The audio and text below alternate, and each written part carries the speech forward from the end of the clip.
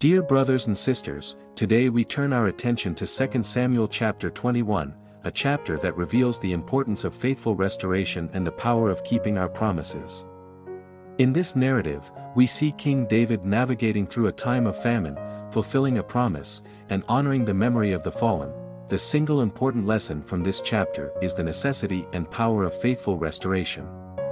Keeping our promises and honoring our covenants, even when it is difficult, can restore peace and bring blessings. Imagine the land of Israel, suffering under a relentless famine for 3 years. Crops wither, water sources dry up, and the people are desperate.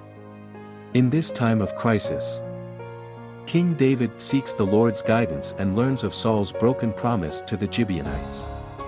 David's heart is heavy as he realizes the need for restoration. David approaches the Gibeonites, asking what can be done to make amends. Their request is hard to accept: the lives of 7 of Saul's descendants. David agrees, understanding that justice and restoration are necessary to lift the curse from the land. The 7 men are handed over, and they face their fate. In the midst of this sorrow, we see the devotion of Rizpah, who keeps vigil over her sons' bodies. Her actions touch David deeply, prompting him to ensure a proper burial for Saul, Jonathan, and the 7 men. This act of respect and fulfillment of promises finally brings relief to the land. As the Lord ends the famine in our lives, we may face situations where we must address past wrongs and fulfill our promises. This chapter teaches us that restoration and faithfulness are powerful.